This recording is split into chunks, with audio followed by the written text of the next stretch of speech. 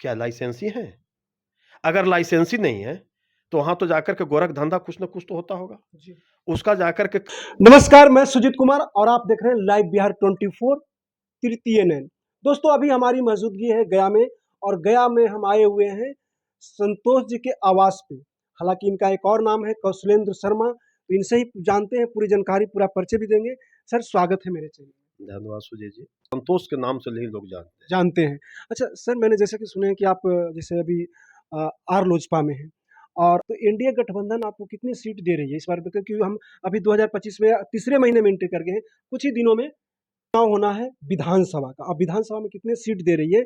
और जैसे कि कुछ पब्लिक से ऐसा सुनने में आ रहा है कि अगर सीट कम मिल रही है तो आप लोग शायद आरजेडी में भी जा रहे हैं। तो क्या इसके बारे में कहना है? क्या सच ये जो खबर में आ रही है ये सही आ रही है या कुछ और है? आपको स्पष्ट हम आपको बता देना चाह रहे हैं सुजय जी, आपके माध्यम से आपके दर्शकों तक बात पहुँचा दें कि जहाँ तक सीट शेयरिंग की मामला है, जी।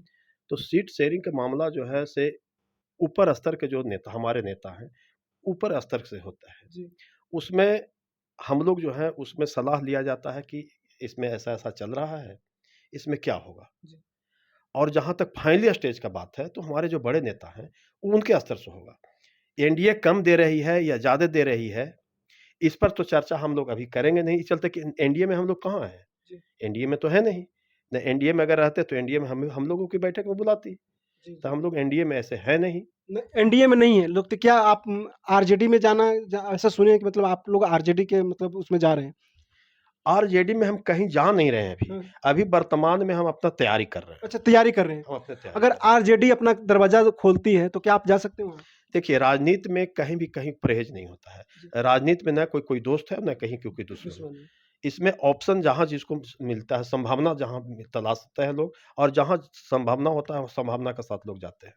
तो अगर मान लीजिए कि जैसे कि जिस तरह से आपकी बातें हैं, जैसे एनडीए से ज़्यादा सीट अगर आपको आरजेडी देती है, तो मतलब जाएँगे आप उधर? सीट तो कम मिले या ज़्यादा मिले वो मायने नहीं रखता। मायने रखता है जहाँ मान-सम्मान के साथ जहाँ जिसके साथ समझौता हो, हम उसके उसके साथ जाएँगे। और गठबंधन बाद में होगी, पहले हम तैयारी अपना संगठन को मजबूत करेंगे, लोगों तक अपनी बात को पहुँचाएँगे, हम अपने मुद्दा को साथ चुनाव में आगे बढ़ेंगे।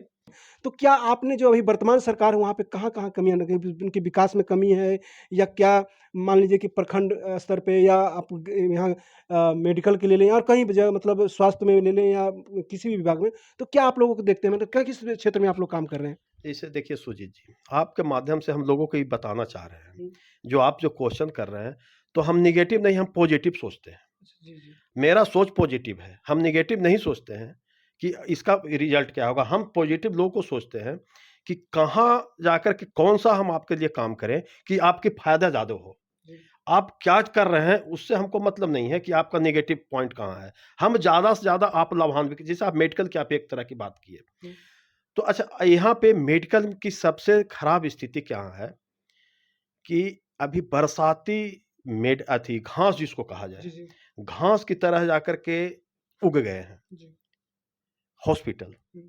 और हॉस्पिटल जो उगे हैं, तो उसमें चाहे जो डॉक्टर हैं या मेडिकल दुकान है, क्या लाइसेंसी हैं?